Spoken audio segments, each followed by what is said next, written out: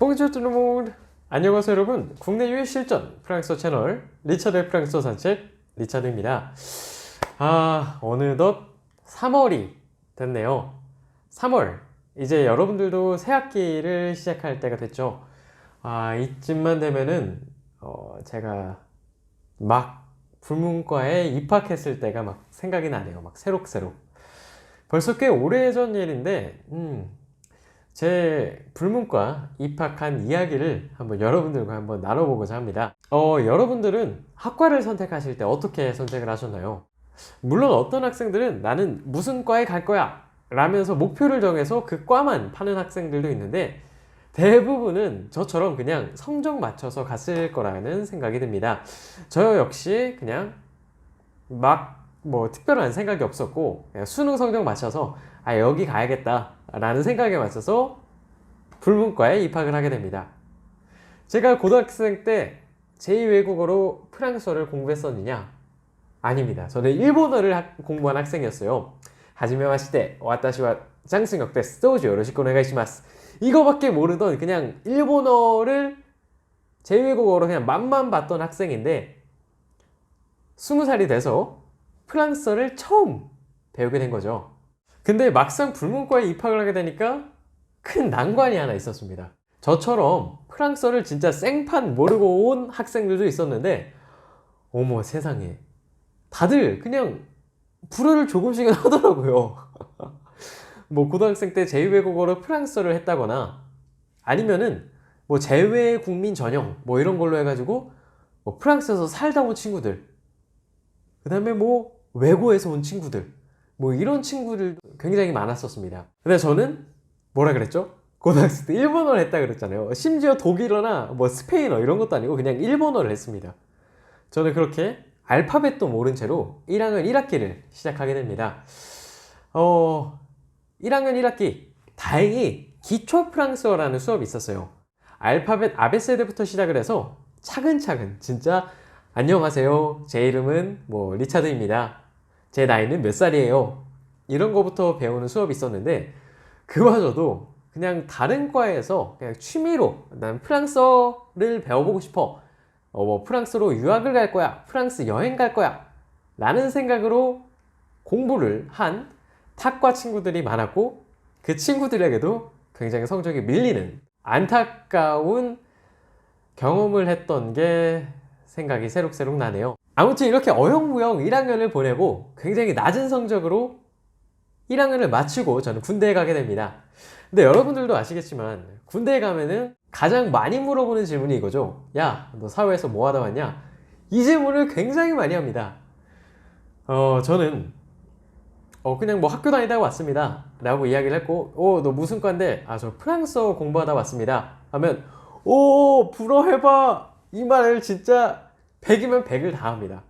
그래서 저는 그때 프랑스어로 자기소개를 얼마나 많이 했는지 몰라요. 안녕하세요, 제 이름은 장승혁입니다, 저는 몇 살입니다, 저는 어디 학교에서 공부하고 있습니다, 저는 학생입니다. 그냥 기초 프랑스어 때 배웠던 프랑스어들을 계속 하게 됩니다. 그냥 소대 갔을 때 소대원들한테 하고, 선임들한테 하고, 소대장한테 하고, 친구들이 불러서 너 이번에 새로 왔다며? 너 프랑스어 공부하다던데? 프랑스어 한번 해봐. 저또 프랑스어 하고, 대장들이 신병들 모아놓고, 그래, 장승혁 이름은 뭐 하다 왔냐? 저 프랑스어 공부하다 왔습니다. 또 프랑스어 하고. 이렇게 정말 꿈에서도 프랑스어로 자기소개를 할 만큼 계속해서 프랑스어로 자기소개, 프랑스어를 계속해서 할 수밖에 없는 그런 상황이 만들어졌던 거죠. 이렇게 프랑스어로 자기소개를 하면서 앵무새처럼 계속 프랑스어를 반복하다 보니까 좀 다르게 자기소개할 수 있는 방법은 없나? 프랑스어로 이거는 뭐라고 표현하지?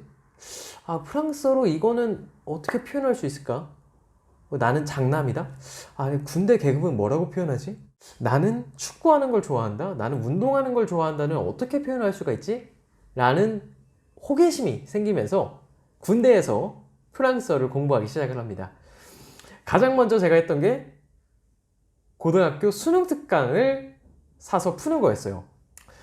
저는 그냥 기초 프랑스어만 그냥 대학교 1학년 때 아베세드 배우고 그냥 안녕하세요, 감사합니다, 죄송합니다 이런 것만 배우고 군대에서 계속 자기소개를 하면서 프랑스에 대한 관심이 생기고 휴가를 나갔다 돌아오는 길에 EBS 수능 특강 프랑스어를 사서 문제를 풀기 시작합니다.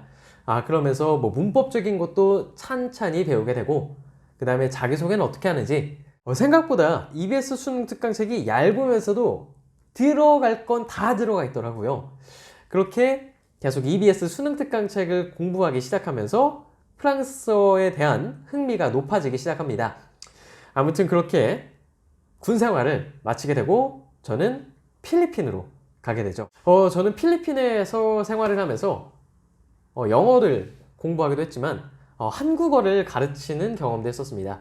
저희 삼촌이 필리핀에서 사업을 하고 계셔서 필리핀으로 가게 됐는데, 그곳에서 뭐 영어는 그냥 1시간, 2시간 정도밖에 안 배웠어요. 남는 시간에는 필리핀 친구들과 어울려 다니면서 계속해서 영어를 사용하는 환경을 구축하게 됩니다. 가장 피하려고 했던 게 한국인들과 어울리는 거였어요.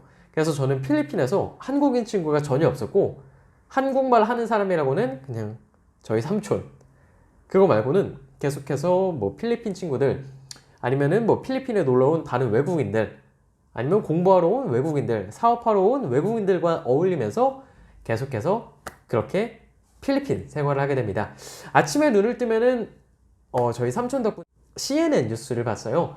CNN 뉴스를 들으면서 하루를 시작을 하고, 그 다음에 오전에는 영어학원에서 한 2시간 정도 영어 공부를 하고 집에 와서 점심을 먹고 친구들과 계속해서 놀았습니다. 집 근처에 풀장이 있었거든요. 풀장이라고 하면 아저씨 같은데 수영장이 있었거든요.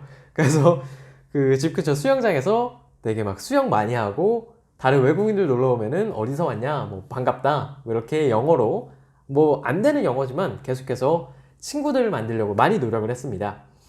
이렇게 한 3개월, 4개월 정도가 지났을 때 삼촌이 저한테 말을 해주더라고요. 야, 승효가 너 영어로 잠꼬대 하더라? 아마 그때부터였을 거예요. 제 영어 실력이 확, 정말 눈에 띄게 확 높아졌습니다. 그 이후로는 그냥 뭐 자유자재로 영어를 구사하게 되고, 뭐 자막 없이 뭐 영화를 보게 되고, 뭐 친구들과 아니면은 낯선 사람들과 영어로 대화하는 게 전혀 두려움이 없어졌고, 뭐 한국어로 해석을 하거나 번역을 하지 않아도 나오는 경험을 하면서 제가 그러면서 알게 된 게 듣기의 중요성과 컨텍스트를 통한 학습의 효과를 알게 됐습니다.